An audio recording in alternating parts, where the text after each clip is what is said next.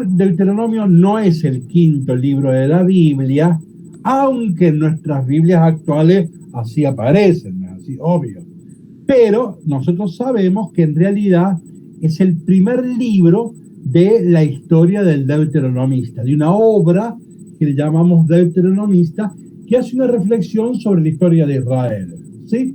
Entonces, bueno, esto cambia la perspectiva, entonces no es un libro de cierre, es un libro de apertura. En el Deuteronomio se van a dar las claves para interpretar toda la historia de Israel, ¿sí? Y ya dijimos que es sencillo. Si uno cumple la palabra de Dios, tendrá futuro. No cumple la palabra de Dios, va a ir al destierro. Por eso el libro de los Reyes termina así. Como los reyes no cumplieron la palabra de Dios, estamos en el exilio, en el destierro. Bueno, entonces no es el quinto libro de la Biblia, es el primer libro de una escuela teológica que se llama deuteronomista. Entonces, bueno, diapositiva 3, repito también esto es importante, el libro de Deuteronomio se escribe de adentro hacia afuera, ya lo hemos dicho esto, pero son los conceptos que conviene repetir. Está escrito desde adentro hacia afuera, o sea, lo más antiguo sería el capítulo 12 al 26, lo que se llama el Código Deuteronómico, ¿sí? O Deuteronomio preexílico, pero bueno, quedémonos con eso, Código Deuteronómico, que probablemente tenga raíces en el siglo IX, ¿sí? Probablemente. Y probablemente ya una buena redacción en tiempos de Osea en el siglo VIII. Cuando cae Israel, el norte, entonces los sobrevivientes se lo traen al sur. Ya estamos en el siglo VII, y ahí, en tiempos de sequía y de Josías, que son reyes que hacen una reforma religiosa y social, allí se lo asume y se lo enriquece con problemáticas propias, ¿sí? Entonces, ahí estamos capítulos 5 al 11 y 27 al 28. Y finalmente, ya con la experiencia del exilio en Babilonia, siglo VI, y el periodo persa ya casi regresando, ahí aparece el último aporte, que es el comienzo y el cierre. Ya es la relectura final, ¿sí? Bien, vuelvo a repetir, el libro del Deuteronomio, si ustedes lo leen como está en nuestras Biblias, se entiende perfectamente. No hay que hacerse tanto brollo. El libro se entiende. Pero ciertamente que quien ubica el texto en su contexto histórico va a tener más claridad, más, ¿sí? Va a percibir mucho más, ¿sí? Juan Manuel, Juan sí, Manuel, sí, Edgardo, ¿cómo le va? sí, Buenas tardes, recién puedo sí. entrar. ¿Qué va a preguntar? Escúchame, no sé si es ignorancia de mi parte o lo tengo que saber. La cuestión es que al principio, en la primera placa, dice Deuteronomio, una sociedad sin clases. ¿Qué quiere decir eso? Perdón, ¿no? Bueno, si tal vez la semana que viene vamos al capítulo 15, porque es una sociedad sin pobres, es una sociedad sin clases, no hay pobres ni ricos, como lo han hecho los apóstoles, en esa línea, ¿sí? El proyecto, la utopía del Deuteronomio es una sociedad sin pobres, sin clases, ¿sí? Está bien. Bien, Gracias. tal vez la semana que viene, la cuarta y última, el Deuteronomio, tengamos tiempo para dedicarle a eso, ¿sí? Bueno, ahora yo la semana pasada puse como primer tema, un tema que sí vimos la semana pasada, que es el capítulo 8, esto de que el hombre no solo vive de pan, sino de toda palabra que viene de la boca del Señor. Yo lamentablemente no me di cuenta y lo puse de nuevo, y no, tenemos que omitirlo, o sea que todo el primer tema lo hemos trabajado la semana pasada, yo no me di cuenta, así que saltemos hacia la diapositiva 27.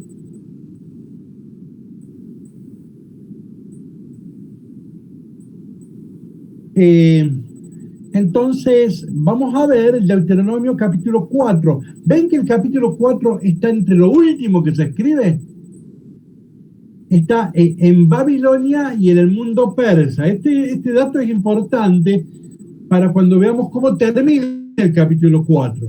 En este caso, saber que el capítulo 4 es lo último que se escribe, orienta, me va a dar un fundamento para la interpretación, ¿sí? Bueno, justamente, el capítulo 4, recuerden, estamos en la última reflexión. No es lo de Oseas, no es lo de Josías, no, ya estamos en Babilonia y anhelando volver a la tierra, ¿sí? O sea que la circunstancia es otra, ¿sí? Bien, alguien que quiera comenzar leyendo la diapositiva 27, por favor.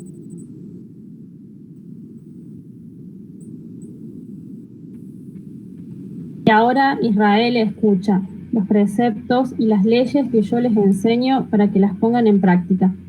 Así ustedes vivirán y encontrarán a tomar posesión de la tierra que les da el Señor, el Dios de sus padres. No añadan ni quiten nada de lo que yo les ordeno. Un segundo, Vicky. Ven, yo ahí puse la palabra canon. Acá hay, a ver, el canon judío se va a definir en el año más o menos 85, 100 de la era cristiana. El canon judío. Pero ya siempre hubo intentos de ortodoxia, de decir, esta es la Biblia, esto no lo es. Entonces acá, fíjense, hay una pretensión de ortodoxia, por eso dicen, no quites nada, no cambies nada, hay que obedecer la ley así como viene, ¿no?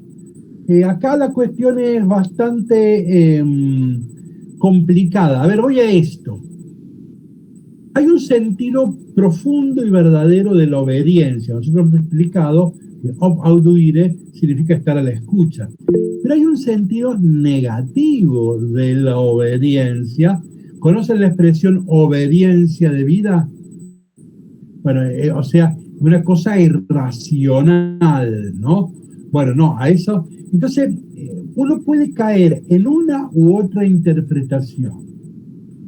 Fíjense, ¿cuál es la palabra clave de un musulmán?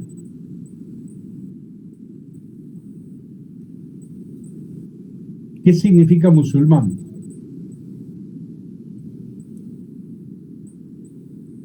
Sumisión.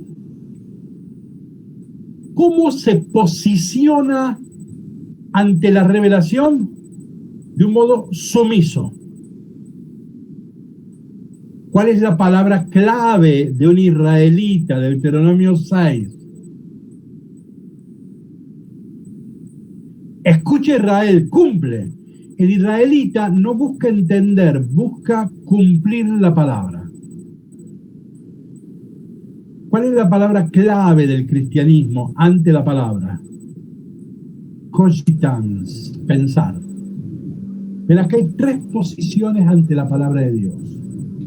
Uno puede ser un sumiso ante la palabra de Dios.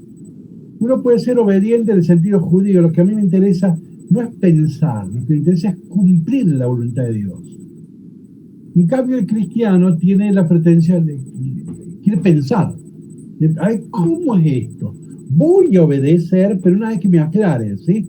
Ven que hay tres actitudes. Por eso, la obra deuteronomista nos va a exponer a decir, bueno, ¿cómo me planto? ¿Qué es para mí obedecer la palabra de Dios? Porque la palabra clave de todo el deuteronomista es obedecer la palabra. Entonces, ahora, al modo musulmán, al modo judío, al modo cristiano, ¿no? Ve cómo me planto ante Dios. Fíjense, los cristianos nos posicionamos de un modo crítico ante la palabra de Dios. El hecho de que Dios haya dicho eso, para nosotros es un gran indicio, pero no terminó ahí. Entonces, el cristiano toma distancia ante la palabra de Dios. En cambio, el judío tiene una actitud obediencial fuerte. No llega a la obediencia de vida. Ese sería el caso del musulmán. En el musulmán estamos muy cerca de la obediencia de vida. El caso del judío no es tanto, pero su actitud fundamental es esta. Miren, los judíos actualmente, los rabinos, no usan el método histórico crítico para leer la Biblia. En el judaísmo todavía no entró, salvo rarísimas excepciones. Pero en el judaísmo actual, nosotros hemos incorporado el método histórico crítico del siglo XVIII. Estamos en el siglo XXI y el judaísmo todavía no incorpora el método histórico crítico, porque no se posiciona de un modo crítico ante la voluntad de Dios, ante la palabra de Dios. A mí, si escucho una voz, yo me pregunto, ¿de dónde viene esto? ¿Viene de Dios o de mandinga? No es que de entrada me juego, ¿está claro? Bueno, esta es la actitud cristiana. Entonces, este es un libro peligroso en ese sentido. Y miren acá, me lo está marcando, me está poniendo un canon, dice, no añadas ni quites nada. Ajá, ¿no? Entonces, pero insisto esto puede ser positivo o negativo según que entendamos nosotros lo que sea obedecer la palabra de Dios, etcétera, ¿no? Proseguimos, Vicky, por favor. Perdón, cierro la idea. Yo dije que los persas permiten volver a los judíos porque la palabra clave del Deuteronomio es obediencia. Entonces este no es un pueblo levantisco, rebelde, revolucionario, este es un pueblo obediente, ¿ven? Por eso habíamos dicho que... bien, adelante, entonces continuamos. Observen los mandamientos del Señor, su Dios, tal como yo se los prescribo. Ya han visto con sus propios ojos lo que hizo el Señor en Baal Peor. Él aniquiló a todos los que siguieron al Baal de Peor. Ustedes, los que permanecieron fieles al Señor, su Dios, viven todavía. Bien, acá recuerden que cuando, ¿se acuerdan del libro de los Números? Balaam, que hizo prostituir al pueblo y comieron aquella comida y se acostaron con las mujeres moabitas, y es de Baal, eran los dioses de Baal, el dios cananeo es Baal, que Baal es el dios de la fecundidad, ¿no? Esto es muy importante en todo el Deuteronomista y en este libro, vamos a ver. Entonces, ¿qué pasa? Israel va a dejar de ser un pueblo nómade y se convierte en un pueblo sedentario. Israel se convierte en un pueblo de chacareros, y el chacarero depende de la lluvia. Cuando a Baal y Astarte, su esposa, copulan, la tierra se hace fértil, los animales, ¿sí? Entonces son símbolo de la fecundidad. Oseas, el primer gran profeta allá, va a pelear contra los dioses de la fecundidad. Entonces, ¿cuál es la tentación de Israel? Israel ahora se convierte en sedentario, entonces necesita un Dios más práctico. El Dios judío, Yahvé, es un Dios ocioso, experto en liberación, pero no sabe nada de la cuestión agraria. Entonces ¿cómo que se llama? La tentación de Israel es pasarse a un Dios más práctico que sepa hacer llover. ¿Me expreso hasta acá? Ustedes disculpen que voy a pegar un salto muy grande, porque lo tengo muy lejos. Disculpen, vámonos al fondo. Vamos a la diapositiva 77. Diapositiva 77 está en negro. Y es un texto del libro de los Jueces, un texto muy importante. Por supuesto que el libro de los Jueces pertenece al deuteronomista, ¿no?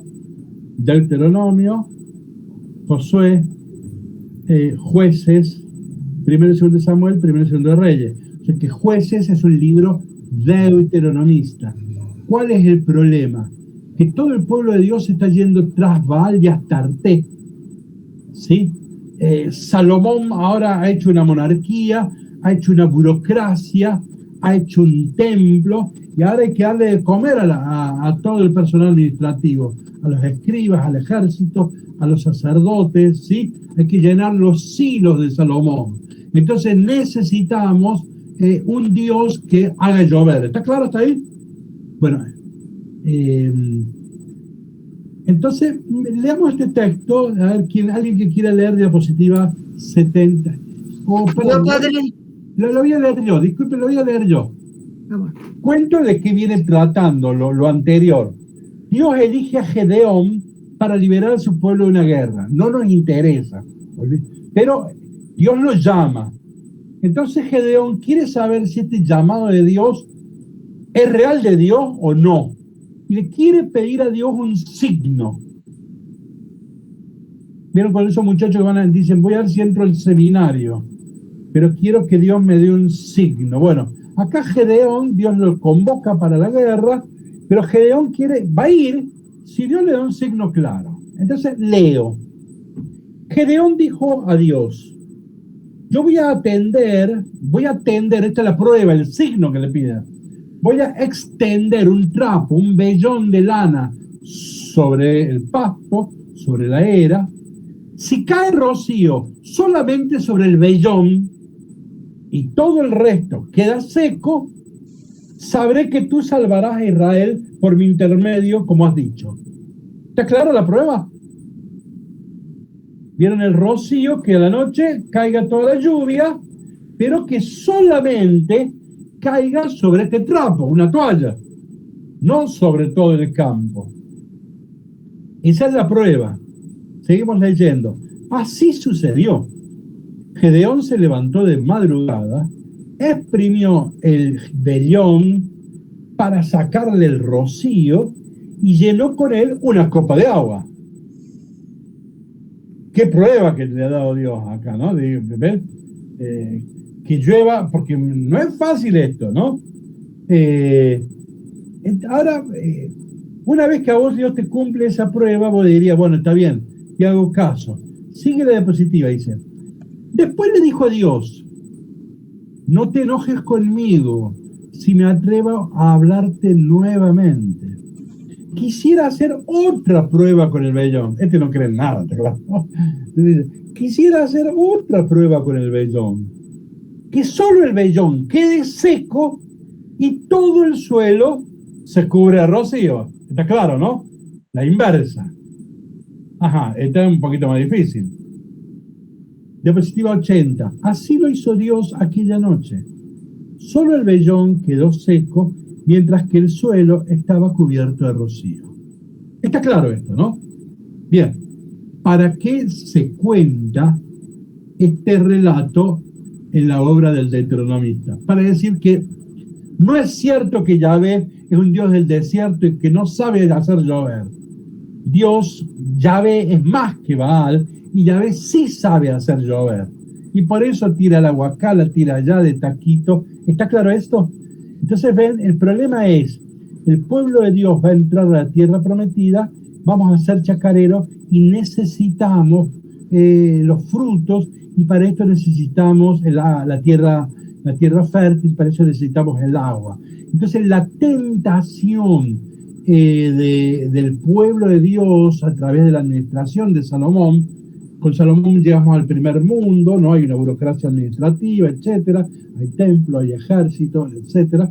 Entonces, para el primer mundo necesitamos un nuevo Dios, una nueva religión, ¿sí? Y nos damos cuenta que Yahvé nos quedó viejo, que lo queremos, que le debemos bastante, pero Yahvé es experto en liberación, no en lluvias, ¿no? Bueno, volvamos, porque este es el problema, uno de los problemas centrales que se está planteando acá.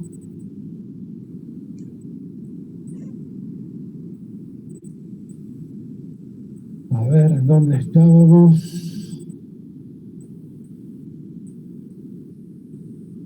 Sí, volvemos a la diapositiva 28.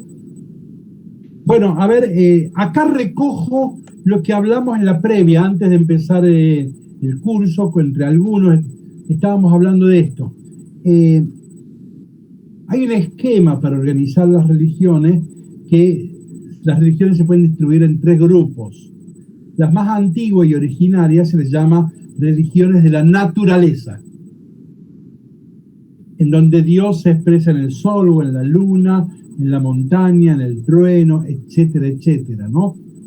Y la naturaleza marca el sentido de la vida. Ahora bien, después ya en el siglo V, ¿sí? con Sócrates, después Platón, viene la religión de la interioridad. El mundo también es duro, hay un tsunami también, ¿no? Entonces el mundo externo es duro y algunos tienen un mundo interior más rico que todos los mundos externos. Y por eso han preferido, más que ser extranautas, se convierten en intranautas, navegan hacia adentro. Conócete a ti mismo. Y aprenden a hacer yoga y a hacer silencio y a no sentir, y como no sienten, no tienen dolor. Como no tienen dolor, no necesitan casa, no necesitan abrigo, ¿sí? No necesitan pan, ¿sí? Son casi un espíritu puro. Ese es otro grupo, se llaman religiones de la interioridad. Y el tercer esquema, que viene más o menos ahí, con los persas y los cuartos, el judeocristianismo, ¿no? Bueno, primero los judíos, ¿no? Que son una religión histórica. ¿A dónde encuentra Israel a Dios? ¿En la naturaleza? Sí. ¿En la interioridad? Sí, pero sobre todo en los avatares de la historia, en las marchas y contramarchas de la historia. La Biblia es un libro de historia. No, lo que está escuchando son narraciones. Este no es libro de teoría, no es un libro de silogismos ideológicos. Acá son todas narraciones. Bueno, entonces la Biblia la ubicamos en el esquema de las religiones históricas. El tema de las religiones de naturaleza es que la naturaleza se convierte en una cárcel en sí mismo por el ciclo del eterno retorno, amanecer, atardecer, anochecer, primavera, etc. Y a la larga no hay salida de allí. Entonces, con la religión de interioridad pasa lo mismo. Sócrates decía, soma sema, mi cuerpo es mi cárcel. El mundo me distrae, el ruido me distrae, la preocupación por tener una casa, lo social desaparece porque yo no necesito cubrir el cuerpo, alimentarme ni tener casa, ¿no? Entonces, acá también desaparece el otro. En cambio, en el tema bíblico, sí aparece con fuerza el tema de historia. Dios se hace presente en la historia y Dios quiere cambiar la historia. Que los esclavos dejen ser esclavos y los faraones dejen ser faraones. Bueno, ahí ubicamos la Biblia y esta es la discusión que está teniendo el deuteronomista, ¿no? Bueno, le hice un poquito larga. Seguimos leyendo entonces, por favor. ¿Alguien que quiera leer? O la 29 la leo yo, miren. Tengan bien presente que ha sido el Señor, mi Dios, el que me ordenó enseñarles los preceptos y las leyes que ustedes deberán cumplir en la tierra de la que van a tomar posesión. Ahí en hebreo está el tiempo perfecto de coincidencia. O sea que acá se está diciendo esto. Moisés, Dios le ordenó a Moisés a enseñar a aquellos, pero como es un tiempo perfecto, cabe para hoy. Dios le ordenó a Moisés, a nosotros del siglo XXI, que nos enseñe. O sea que esto tenía un realismo presente en el siglo VI a.C., pero esto tiene una realidad presente en el siglo XXI. Ahí la forma verbal es importante, ¿no? Y una más leo yo. Diapositiva 30. Obsérvenlos y pónganlos en práctica, porque así serán sabios y prudentes. Ya hemos visto un texto sobre esto. A los ojos de los pueblos, que al oír todas esas leyes dirán, realmente es un pueblo sabio y prudente esta gran nación. ¿Existe acaso una nación tan grande que tenga un Dios tan cerca de ella como el Señor nuestro Dios está cerca de nosotros siempre que lo invocamos?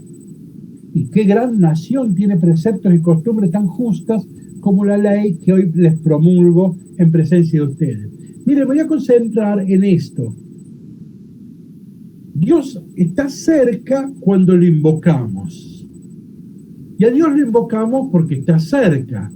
A ver, si yo supiera que Dios está en la estratosfera, no lo invoco. Si yo pretendo invocar a Dios Si yo quiero llamar a alguien, me imagino que va a estar dentro de los 100 metros. Si yo ya sé que se está más allá de 1 kilómetro, no lo invoco, no lo llamo, porque sé que es inalcanzable. Entonces, la oración, la invocación, tiene sentido en la medida en que Dios está cerca. Si Dios no es un Dios cercano, no tiene mucho sentido la invocación. Fíjense, diapositiva 31, en el hebreo hay un jueguito de palabra interesante. La palabra prójimo, obsérvenlo, se dice igual que llamar, invocar. O sea, yo invoco a Dios porque está cerca. ¿Está? Es muy razonable, muy sencillo, muy sensato. A Dios lo invocamos porque está cerca. Porque está cerca, Dios es invocable, ¿no? Entonces, esto es muy... En cambio, los dioses del panteón, recuerden que era el panteón en el mundo antiguo, en Sumerio, Babilonia, los griegos, el panteón, Pam es todo y Teón Dios. Panteón era el lugar en donde estaban todos los dioses, ¿sí? ¿Cuál era el problema del panteón? Los dioses quedan muy lejos, estaban muy altos. Y además, como al interior del panteón había una jerarquía, una cosa era el dios de los dioses, y otra cosa los dioses menores, y otra cosa los angelillos abajo. Entonces, como había una jerarquía, uno solo llegaba a las divinidades inferiores, ¿no? Entonces, no solo que estaban lejos los dioses, sino que además, cuando alcanzaba a que llegue su plegaria, en realidad la plegaria alcanzaba a los dioses inferiores, ¿no? O sea que era una oración que no tenía poder, fuerza, calidad, ¿no? Miren diapositiva 31, qué interesante. Por eso el nombre de muchos dioses, no los voy a leer los nombres porque para nosotros no son fáciles de leer, pero si lo están viendo ahí, como muchos dioses tenían como nombre vinculado a los cercanos. Miren, mi Dios se ha acercado a mí. Eso significa el primer nombre. El segundo nombre, ella está próxima a la llamada. Tercer nombre, cercana, ella me ha escuchado. Último nombre, en tu proximidad, escúchame. ¿Ven cómo la plegaria y la cercanía de Dios es una obviedad? Entonces, ¿por qué nosotros podemos invocar a Dios? Porque Él está nuestro. Porque Él está cerca nuestro. ¿Pero por qué está cerca nuestro? Porque vino a salvarnos, porque Él tomó una opción de venir a liberarse, a hacerse amigo nuestro, estar con nosotros. Miren otra palabra interesante vinculada a esto. Habrán escuchado hablar de la palabra Shekinah. Es una palabra judía, Shekinah, que también el Nuevo Testamento la usa, ¿sí? La Shekinah. La Shekinah sería la cercanía de la gloria de Dios. Cuando Dios se hace muy cercano, ¿no? Eso es la Shekinah, una expresión muy común en el mundo judío. En el cristianismo también se usa, pero poco. Ahora, la palabra Shekinah viene de Shekim. ¿Qué significa Shekim? Vecino. O sea, Dios se ha hecho vecino. Cuando decimos que el verbo se hizo carne, que Dios se hizo carne, se ha hecho vecino, es del barrio. No tengo que irme a Nicaragua a buscarlo, no, está acá. Es un Dios vecino, es un Dios cercano, ¿ven? Entonces es la misma idea, ¿no? Bien. Seguimos, quien quiera leer, diapositiva 34, por favor.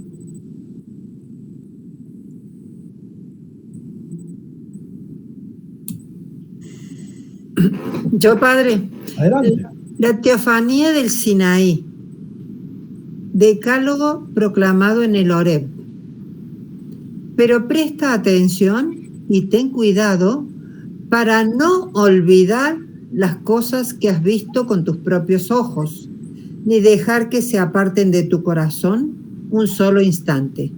Enséñalas a tus hijos y a tus nietos. Seguimos leyendo. Ay, disculpe, se me ha ido el... Bueno, siga otro que siga. Sigo yo. Dale. El pie el día que estabas delante del Señor, tu Dios, en el Horeb, Él me dijo... El Éxodo habla del monte Sinaí. El Deuteronomio habla del Horeb. Son lo mismo, ¿sí? Bueno, adelante, Amanda. Él me dijo, reúneme al pueblo y yo les haré oír mis palabras para que aprendan a temerme mientras vivan sobre la tierra y enseñen a sus hijos a hacer otro tanto. Ustedes se acercaron y permanecieron al pie de la montaña mientras la montaña ardía envuelta en un fuego que se elevaba hasta lo más alto del cielo, entre negros nubarrones y una densa oscuridad. Esto lo cuenta el libro del Éxodo, capítulo 19, que Moisés va a hablar con Dios, sube con Aarón y otros, y Dios le dice que nadie más se arrime. Y la gente está viendo desde abajo truenos, rayos, fuegos, ¿sí? Pero está viendo desde lejos. ¿Qué oía? Oía truenos, pero en realidad veía más que oír qué pasaba ahí. Era una experiencia visual. Ahora acá le estoy diciendo que yo los llamé para que oigan. Y dice, y ustedes vieron un fuego. Y ese fuego inclusive envuelto entre negros nubarrones y una densa oscuridad. O sea que tan claro no era el fuego. Continuamos, Amanda.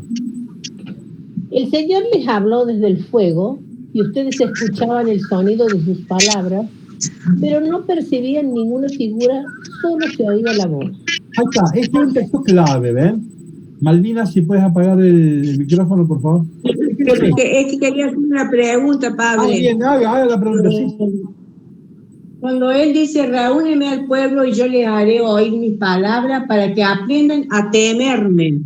Sí. ¿Por qué ese de temerme? Bueno, la primera clase yo expliqué que en la Biblia el temor de Dios significa tener fe en Dios. ¿Está claro? En la Biblia, temor de Dios es tener fe en Dios. El primer texto que hemos leído dijimos, amar, temer, seguir, adherirse a Dios, son diversos modos de decir que se cree en Dios, ¿sí? No es el temor, no es un miedo a la cachetada, ¿sí? ¿Se acuerda de Quijote de la Mancha cuando el Quijote le va a dar una isla a Sancho Panza para que gobierne? ¿Cómo se llamaba la isla? ¿Alguien que se acuerde? No está Ana María, que estudió letras españolas, así que no. ¿Se acuerdan ustedes o no? No. Pues no me acuerdo yo cómo se llamaba. Entonces, como el Quijote va a gobernar esta isla, entonces, el Quijote no, Sancho Panza. Entonces el Quijote le da consejos, como el Deuteronomio. Le da consejos para que pueda gobernar, no me sale el nombre, esta isla. Yo no la sé, en internet, padre. ¿Cómo se llamaba? Ínsula Barataria. Sí, repetímelo que no te escucho bien. Ínsula Barataria. Barataria. No es Garabaglia. Entonces, cuando le da esa orden, cuando le va, él le da esa isla para que él la gobierne, le va a dar consejos. Y el primero, a mí siempre me gustó, dicen, bueno, lo primero que has de saber, dice, cuando gobiernes, el gobernante, lo primero es el temor al Señor. Es interesante, ¿no? Lo primero es el temor al Señor, ¿no? Juan Manuel. Bien. Sí. Juan Manuel, perdón, Edgardo. Creo que temor a Dios y tener fe en Dios, yo siempre me pregunté por qué temor a Dios. Es cuestión de traducción, me parece. Es muy simple la cosa. ¿Cómo? Perdón. Sí. Temor a Dios, vos decís que es lo mismo que tener fe en Dios. Se puede entender como fe en Dios. Es cuestión de traducción, como muchas partes de la Biblia. Sí, tal vez podríamos decir, Edgardo, que más que de traducción, de interpretación. Porque la palabra temor de Yahvé, temor de Dios, sale 1000 veces en la Biblia. Sí. Y en todos los, sobre todo en la literatura sapiencial, el libro de los Proverbios comienza así. la sabiduría es el temor de Dios. O sea, la expresión está en la Biblia. Lo que tenemos que hacer es interpretarla bien y saber que el temor de Yahvé no es el miedo a la cachetada, sino que es fe en Dios. Padre, Ahora, puede ahora ser. perdón, yo te pregunto una cosa. ¿En el Nuevo Testamento sale alguna vez temor de Dios? No. Y yo sepa, no. En el Antiguo Testamento sí, es el temor a Yahvé. Lo tenemos en el sacramento. Los dones del Espíritu Santo, ¿no es uno? Sí, Ya, sí. pero no están en el Nuevo Testamento. Los dones del Espíritu Santo están tomados de Isaías 11. Pero es una buena observación la tuya. La expresión temor de Dios no aparece que yo recuerde en el Nuevo Testamento, no lo recuerdo, pero si aparece será muy poquito. No es una expresión significativa, pero sí es una expresión significativa en el Antiguo Testamento. Y el temor de Yahvé, el temor de Dios, significa tener fe en Dios, ¿sí? Padre, en la catequesis explicábamos así como que amar tanto a Dios que temer ofenderlo, temer solo, temer ser injustos con Dios, digamos.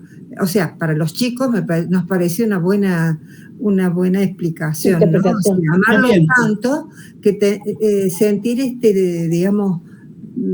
temor o miedo de hacerle algo que no responda a tanto amor de parte de él.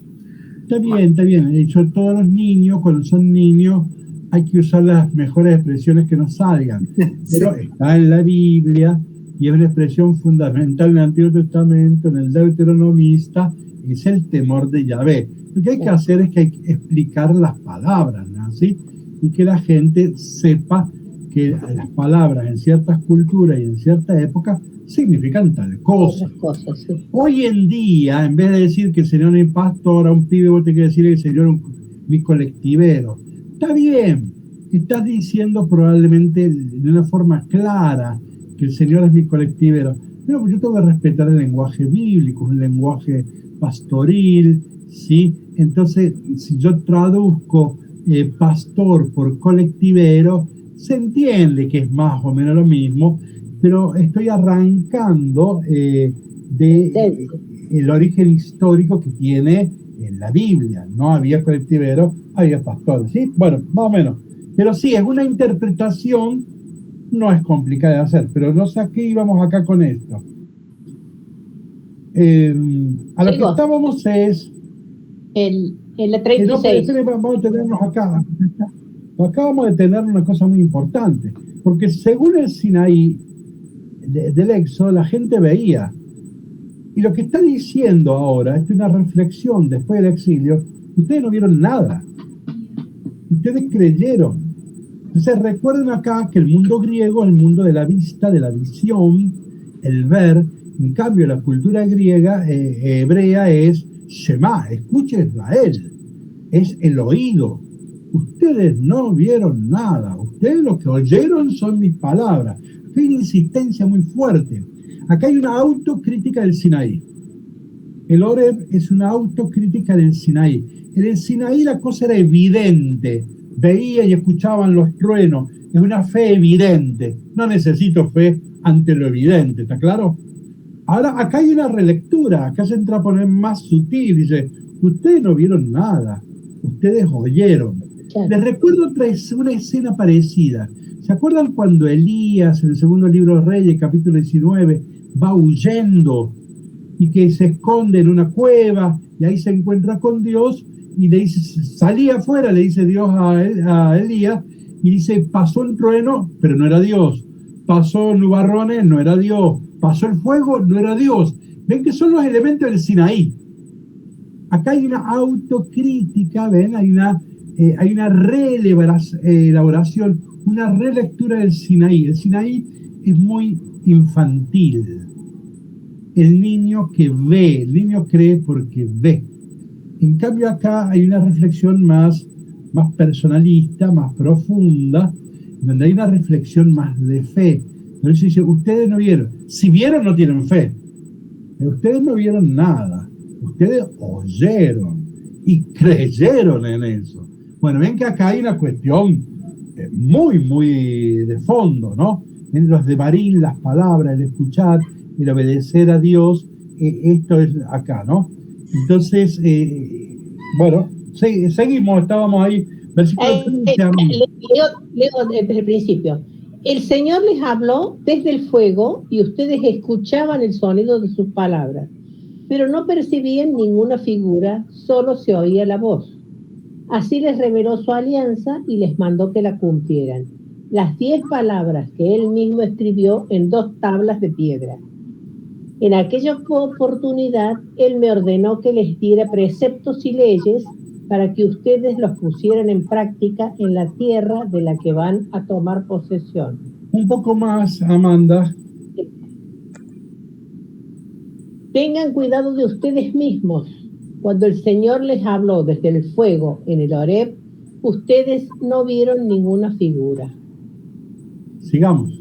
No vayan a pervertirse haciéndose ídolos de cualquier clase que tengan figura de hombre o de mujer, de animales que viven en la tierra o de aves que vuelan por el espacio, de reptiles que se arrastran por el suelo o de peces que viven en las aguas debajo de la tierra.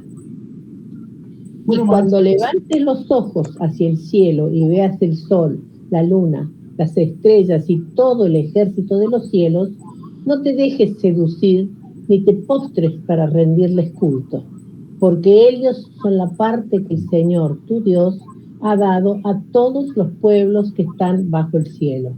Bien, ¿cuál es el tema de la imagen? ¿Cuál es el tema de la imagen? De la visión. Lo que cae en el campo visual, ¿me expreso cuando hablo así? Todo lo que cae en el campo visual es delimitable. En latín se dice definir. ¿Qué es definir? Delimitar, poner límites. Lo que cae en el campo visual se puede definir. Si se puede definir, se puede atrapar, capturar y manipular. Y el problema de la imagen es que yo la gobierno y la uso cuando la necesito. Entonces, Dios pierde ¿qué? Su libertad. Dios es celoso de su... ¿Por qué la trascendencia de Dios?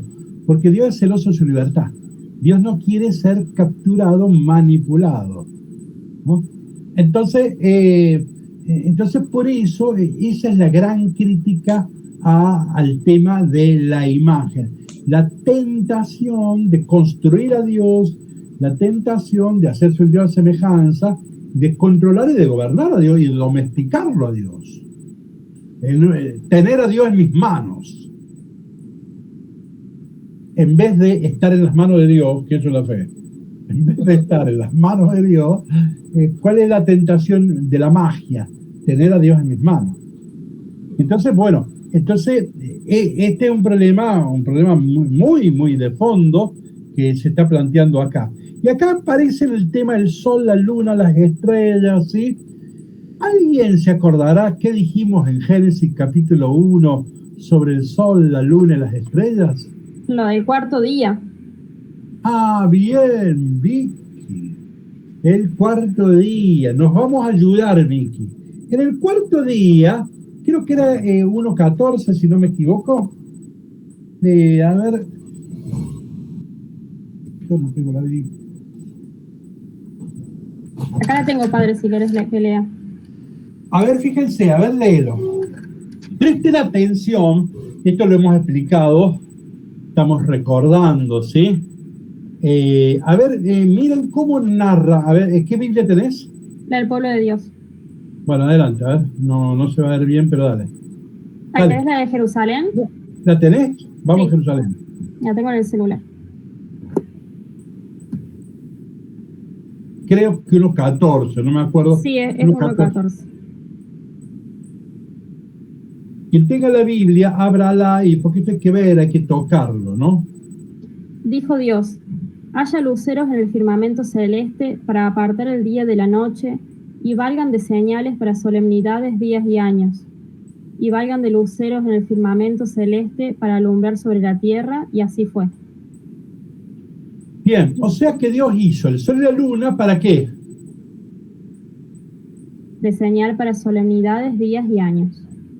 Que nos sirvan para indicarnos cuándo es el sábado, que hay que ir a misa, etcétera, ¿sí? O sea que el sol y la luna, los astros, están al servicio nuestro.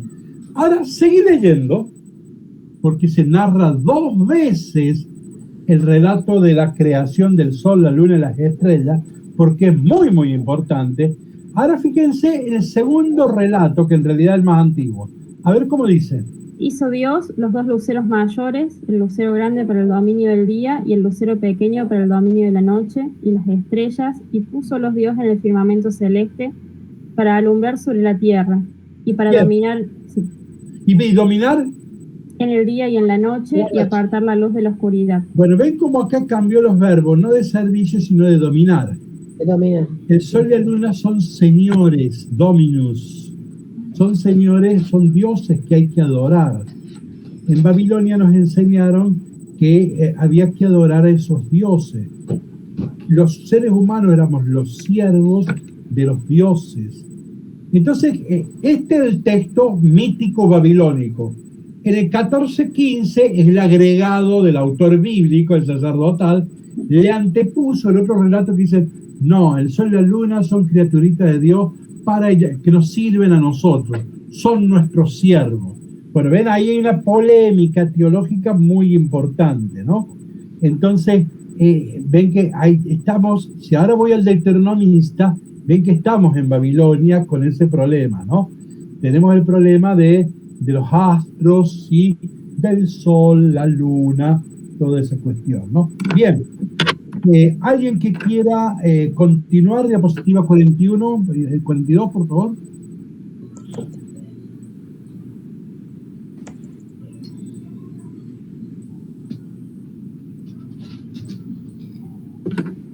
Liliana, padre. Adelante. 44. 41. Leo, padre. Perdón. 41, por favor. Susana. Y después, si después de haber tenido hijos y nietos y de haber vivido largo tiempo, ¿no es ese? No, 41. No, 41. Pero por culpa de ustedes. Pero por culpa de ustedes, el Señor se indignó contra mí y juró que yo no pasaría el Jordán ni entraría en la hermosa tierra, que Él te da como herencia. Sí, yo moriré en este país antes de pasar el Jordán, pero ustedes lo van a cruzar y van a tomar posesión de esa hermosa tierra. Seguí, Liliana. Tengan cuidado de no olvidar la alianza que el Señor su Dios ha establecido con ustedes, y no se fabriquen ningún ídolo que tenga la figura de todo aquello que el Señor les prohíbe, porque el Señor tu Dios es un fuego devorador, un Dios celoso. Bien, miren diapositiva 43. La Biblia va a hablar muchas veces de un Dios celoso. La expresión hoy en día es otra expresión que nos es incómoda. Porque hoy en día cualquier psicólogo le va a decir que los celos es una patología incurable. Entonces, cuando a un cura le dicen que tal novio o novia es celosa, lo primero que recomienda, miren, sepárense, chicos, porque va a ser un tormento la vida, ¿no? Son de esas patologías difíciles de resolver, difíciles. Así que hoy en día nosotros escuchar un Dios celoso también es un gol en contra, una expresión que nos es incómoda, ¿sí?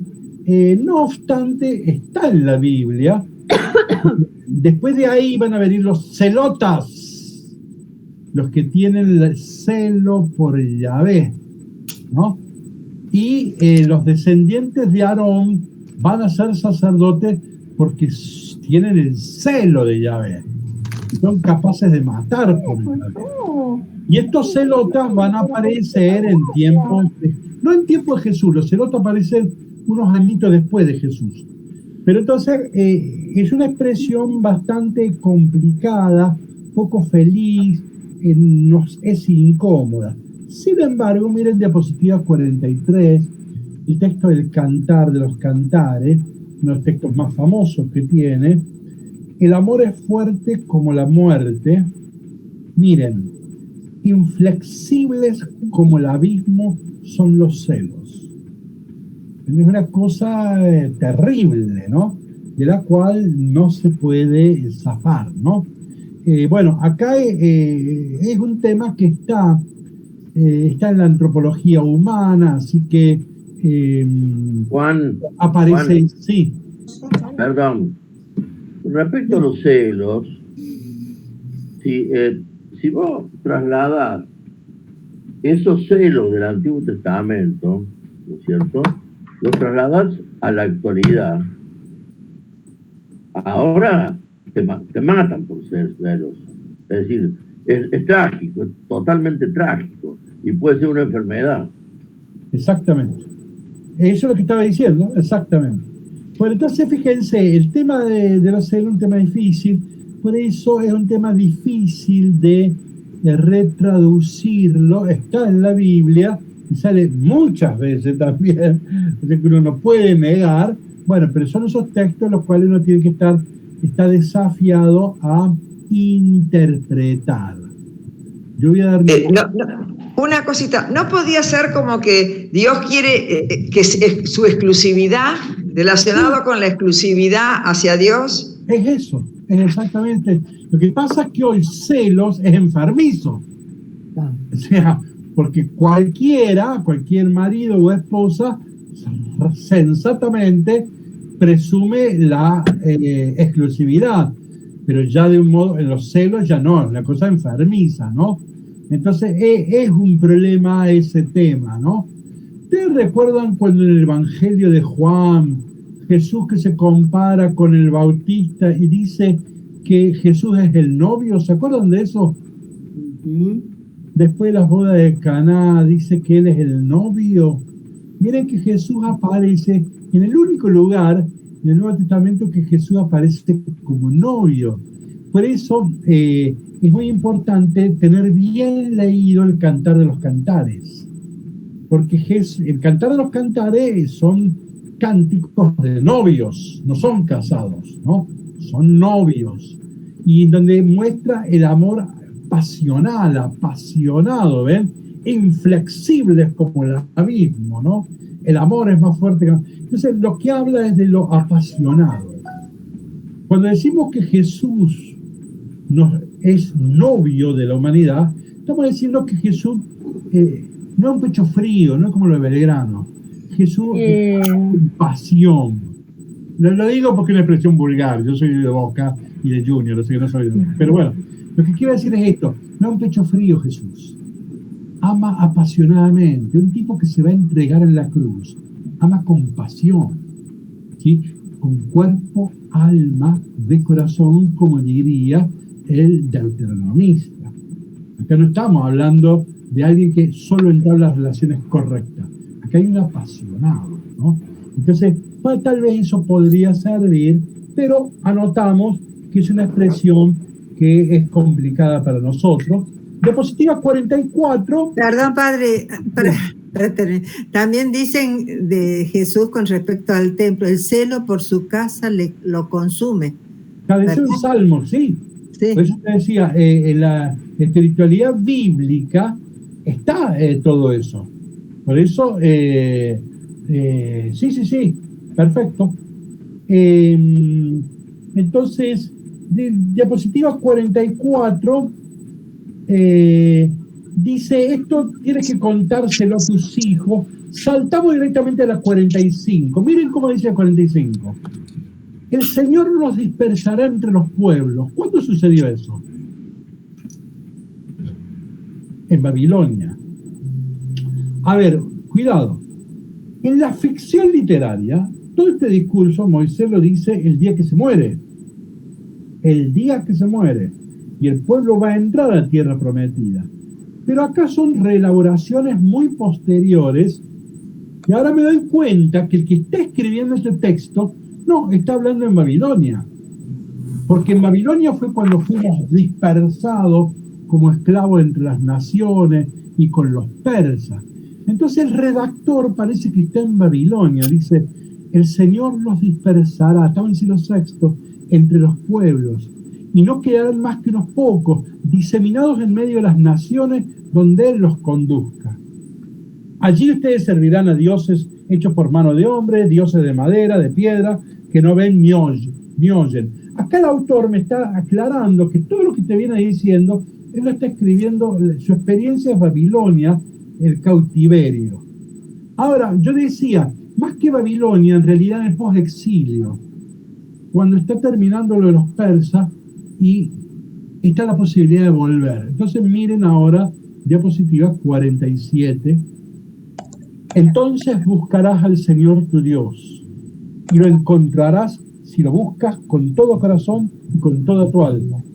Y cuando estés angustiado porque te habrán sucedido todas estas cosas, al cabo de los años, volverás al Señor tu Dios y lo escucharás. Ven que hay un texto de esperanza, ¿eh? Vamos a volver, podemos volver, y Dios nos va a escuchar. Sigue 48. Porque el Señor tu Dios es un Dios misericordioso. Es cierto que es celoso, pero ahora importa más esto. El Señor tu Dios es un Dios misericordioso, que no te abandonará, ni te destruirá, ni se olvidará de la alianza que estableció con tus padres mediante un juramento. Pero como es interesante que en la gran crisis aparece el Evangelio de la misericordia.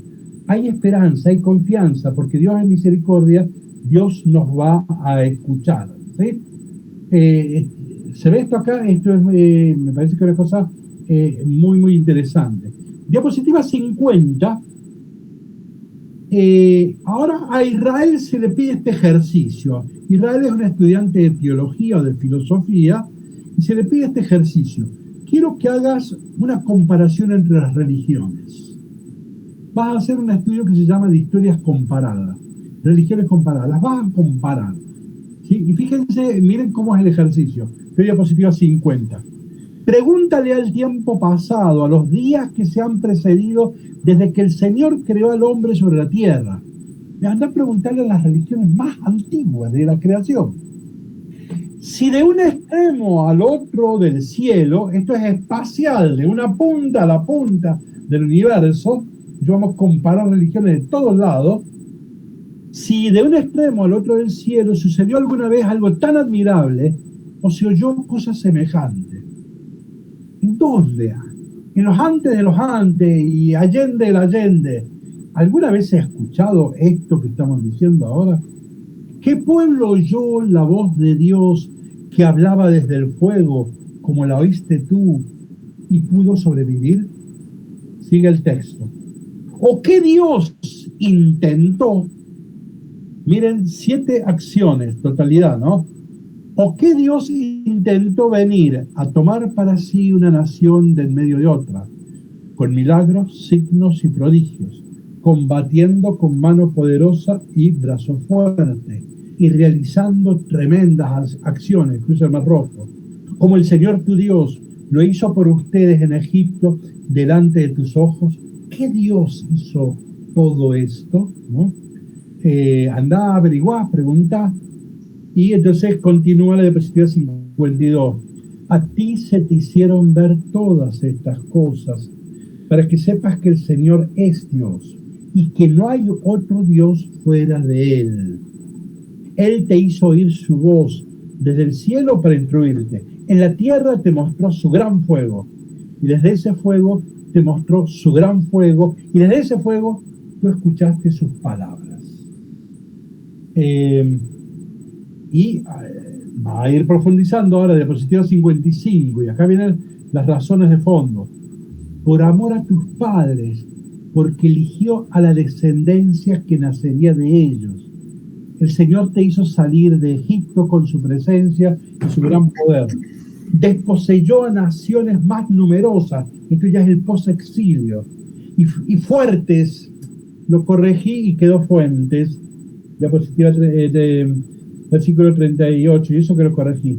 Desposeyó naciones más numerosas y fuertes que te introdujo en sus territorios y te los dio como herencia hasta hoy.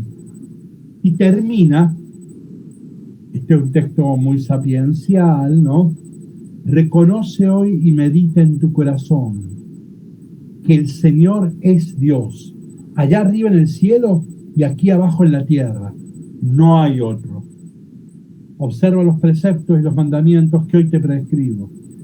Así serás feliz tú y tus hijos después de ti, y vivirás mucho tiempo en la tierra que el Señor tu Dios te da para siempre. Bueno, a mí me parece que es un capítulo muy, muy interesante, ¿no? Es toda una página muy teologal, ¿no?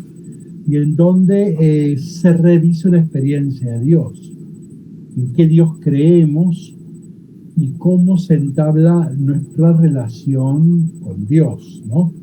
Y bueno, y acá está una reflexión histórica, teológica del Antiguo Testamento, y donde está reelaborando todo lo del Éxodo, de la creación, todo. Más o menos hemos llegado, estamos en hora. ¿Alguien quiere decir algo? Para darle tiempo para que piense algo, les digo qué vamos a hacer la semana que viene. Yo estos días les voy a enviar trabajitos para hacer. Entonces, la cuarta reunión va a ser el examen. ¿Sí? Día por medio les voy a mandar un trabajito. ¿Sí? O sea, una ficha en donde está el texto, un PowerPoint, está el texto, están preguntitas, hay auxilios para responder las preguntas, ¿sí? Pero bueno, quien los quiera hacer los haga, quien no los haga. Nadie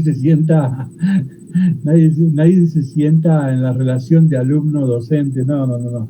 Pero me parecía que es bueno, tal vez, la semana que viene, que participar de la reunión con textos ya leídos previamente, ¿no? Bueno, no es obligatorio en absoluto, se me ocurrió esta tarde que fue una buena idea. Entonces yo mañana les voy a mandar uno, después al otro día les voy a mandar otro. Sí, algunos textos que serán el tema de esta última reunión, que ya es la cuarta, que es el martes que viene, y así terminamos el curso del Pentateuco de este año. Les recuerdo... Manuel, sí. Perdón. Sí. Yo acepto, entre comillas, por supuesto, acepto esas pruebitas, eso, mientras no me ponga cero no hay problema. Está bien. No. Entonces, ¿cómo que se llama? Es solamente para aquellos que tengan un tiempo para sentarse solo y trabajar solo, punto. Pero no es en absoluto una condición, o sea, la clase la vamos a desarrollar, ¿sí? Si todos han leído los textos, bueno, capaz que el diálogo sea diverso. Muy bueno. Les recuerdo que también, ya a fin de noviembre, diciembre, yo curso de verano que este año voy a tocar 3 temas, los 3 vinculados al coronavirus. Uno es el libro de Job, el otro es el libro de el Eclesiastés, y el otro las Lamentaciones, el libro de las Lamentaciones, ¿sí? Pero eso será en el verano, ¿sí? Para los que no viajan a Miami. Bueno, hecho todo este entretenimiento, ¿alguien antes de terminar quiere hacer una observación, una reflexión, un aporte, una sugerencia? A mí me gusta que lo que siempre recalca el texto es que es la búsqueda de la felicidad, ¿no? Así serás feliz, porque después en otros pasajes, que es un Dios enamorado de nosotros, del pueblo, o sea, esa insistencia con que el hombre debe ser feliz, ¿no? Que a mí me parece maravilloso. Aleja un poco de esa religión a veces del dolor, del sufrimiento, que no es lo que Dios quiere. Dios quiere que seas feliz, la salud, todo eso después te traerá problemas, pero Dios quiere que seas feliz, y eso me parece muy importante. Muy bien. Me permito hacer un comentario. La obra teológica fundamental de la teología católica es la Summa Teológica de Santo Tomás de Aquino, ¿no? yo en mi época he tenido la suerte que estudiábamos con la Summa Teológica y ahí aprendíamos mucho. Fíjense, en la Summa Teológica, toda la primera parte se lo dedica a Dios, una teología. ¿Y qué es lo más importante? Lo último en el sentido de lo más importante que dice sobre Dios. Dios es feliz. Nosotros en la catequesis enseñamos que Dios es poderoso, que Dios es justo, que Dios es creador, que Dios es bueno, un montón de cosas. Pero no solemos enseñar, y para Santo Tomás de Aquino, lo más importante es que uno tiene que saber que Dios es feliz. Ahora fíjense, yo no sé si las manitos mías, yo no las sé manejar ahí. La primera parte es la teología, habla sobre Dios. Lo más importante que dice de Dios es que es feliz. Después viene la antropología de la Summa Teológica. Y lo primero que dice del hombre es que el hombre quiere ser feliz. Entonces hay una armonía impresionante en la teología de la Summa Teológica de Santo Tomás de Aquino. ¿Y cuál es el nervio de la teología y de la antropología? Es la felicidad. Todo hombre quiere ser feliz. Entonces ahí se encuentran Dios y el hombre, ¿no? Entonces, y bueno, y el destino del hombre es Dios, y por eso que el destino del hombre es la felicidad. Pero es interesante el lugar que tiene el tema que has destacado muy bien, Josefina, en el Deuteronomio, el feliz. ¿Alguien que quiera hacer otra observación, otro aporte, otra sugerencia?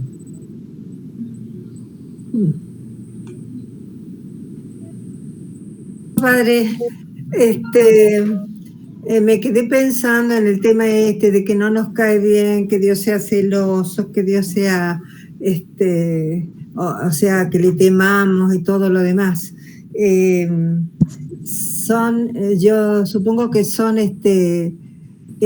intentos de los escritores bíblicos de expresar a Dios, que es inexpresable. Así que creo que, bueno, estos cursos también me ayudan en buena medida a ir como ablandándome en esas cosas que me caen mal porque estoy en el siglo XXI y no me gusta que Dios sea celoso o que le tengan miedo, ¿no es cierto? Pero bueno, le doy gracias porque nos ayude esto. Claro, claro, en la Biblia tenemos, eso se llaman antropomorfismos. Y Santo Tomás, en la primera cuestión, la Summa Teológica, cuando habla del lenguaje teológico, dice, sobre Dios no hay una palabra adecuada. Entonces, sobre Dios en realidad no tenemos discurso. Miren cómo dice Santo Tomás. Sobre Dios es más lo que no sabemos que lo que sabemos. Por eso, mirá, los nombres de Dios son negativos. Es inmortal, inmóvil, ¿ven? Son todas expresiones generalmente dichas en negativo. Los griegos, que eran muy conscientes de esto, a eso le llamaban la teología apofática. ¿Qué es esto? De Dios es más lo que no sabemos que lo que sabemos. Por eso decimos es inmortal, no muere, inmóvil, no se mueve, etcétera, etcétera, ¿sí? Porque de Dios es más lo que no sabemos que lo que sabemos. Entonces concluye Santo Tomás de Aquino. Dice así, por eso Dios, más que conocido, es amado. Dios, más que conocido, Dios es amado, ¿no? Bueno, pero el lugar de los antropomorfismos, y sí, porque no tenemos un lenguaje adecuado sobre Dios. ¿Alguien más creo que quería intervenir? ¿Le escuché la voz? Sí, yo quería intervenir, pero no me acuerdo bien lo que dijo María Elena con respecto a la del Antiguo Testamento. No me acuerdo bien, pero yo quería decirle que lo que dijo ella, lo que afirmó ella, solamente lo trata el Antiguo Testamento. El Nuevo Testamento nada dice lo que dijo ella. Es el Antiguo Testamento. Yo lo tengo muy claro esto. Jesús no es así. Yahvé sí es así, ¿me entendés? El miedo te lo infunde Yahvé. Jesús no te infunde el miedo. Y por otro lado... A ver, ahí Edgardo, ahí tenemos un problema. ¿El Dios del Antiguo Testamento es malo? Totalmente. No. Bueno, bien. Edgardo, ahora permíteme una pequeña información. En el siglo II del cristianismo existe un sacerdote italiano que se llama Marción. Marción, ¿qué enseñaba? Enseñaba que está el Antiguo Testamento y el Nuevo Testamento. El Dios del Antiguo Testamento es un Dios malo, lo que está diciendo vos ahora. El Dios del Nuevo Testamento es bueno. Entonces él dice que hay que quemar el Antiguo Testamento, porque ahí hay un Dios malo que infunde temor. Tenemos que quedarnos solo con el Nuevo Testamento, que ahí está el Dios bueno, el Dios que ama. Eso se llama marcionismo, una herejía que la Iglesia condenó en el siglo II. ¿Por qué? Porque no hay dos dioses, hay un solo Dios, solo que un Dios que se va revelando progresivamente, ¿sí?, según las capacidades que la humanidad ha tenido de recibirlo. Entonces, en el Antiguo Testamento vamos a encontrarnos con una experiencia de Dios que todavía no es la plenitud, no es la totalidad de la revelación, pero jamás es una cosa negativa como para descalificar. En todo caso, lo que hay que hacer es reconocer que yo no entiendo el Antiguo Testamento. Yo creo que temor es miedo, ¿eh? Entonces, lo que yo debo reconocer es que yo no entiendo el Antiguo Testamento, entonces yo debo estar invitado a decir, bueno, tengo que ver si estudiando, reflexionando, le encuentro una vuelta, porque el Dios del Antiguo Testamento no es malo.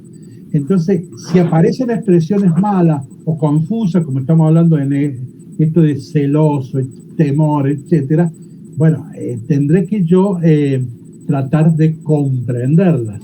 San Agustín, en el Concilio de Cartago, cierra para siempre de esta discusión diciendo así: uno y el mismo es el Dios del Antiguo y del Nuevo Testamento. Uno y el mismo es el Dios del Antiguo y del Nuevo Testamento. O sea, no se puede partir a dos en Dios. Bueno, eso se llama marcionismo. En general, el marcionismo aparece cuando uno ignora cómo leer generalmente el Antiguo Testamento. Pero ¿En dónde puedo leer algo de marcionismo? ¿Cómo? ¿En dónde puedo leer algo de marcionismo que me interesa? Mira, empieza buscándolo por internet y ahí, y ahí vas a encontrar mucho. Bien. Historia de la Iglesia. Libros de historia de la Iglesia cuentan todas las herejías que hubo. ¿Cómo? En los libros de historia de la Iglesia se encuentran todas las herejías, incluido el marcionismo. Claro, pero parece que estudiar historia de la Iglesia igual. ¿Alguien una cosita más? Pero muchos años el catolicismo enseñó, y yo lo sé por mi madre, que es una señora grande ya, y la catequesis que se enseñaba antes era que Dios castigaba. Entonces, yo creo que de algún lado sacaron esto de que Dios castigaba. A mí me cuesta horrores hacerle entender a mi mamá ahora que Dios no castiga. Dios es un Dios de misericordia. Y ella me dice, no, pero a mí me dijeron que Dios castigaba cuando vos te portás mal, que vos haces esto, que vos haces lo otro. Entonces, hay algo que dice Edgardo también. Y además tu mamá tiene razón, por eso existe el juicio final y existe el infierno. Ahora, yo tengo que saber cómo comprender estas diversas verdades, ¿está claro? Tu mamá ha repetido lo que le enseñó el párroco, el cura. Recordemos que la misma iglesia no conocía muy bien la Biblia, o que la lectura que había de la Biblia era bastante limitada respecto a hoy, ¿no? Entonces el método histórico crítico del siglo XVIII, pero recién en la católica entra de lleno en 1965 con el Concilio Vaticano II. O sea, esto de una lectura crítica e inteligente de la Biblia, en realidad es bien nuevo. Todavía nuestros catequistas no acceden a este nivel de interpretación. Entonces siguen enseñando cosas así. Y claro, y vos tenés, entonces, bueno, ¿qué pasa? Hay que aprender a leer la Biblia y bueno, y estudiar un poquito también, ¿no? Ya lo tenemos bastante. Lo último, y nos vamos a la 1, a las 2.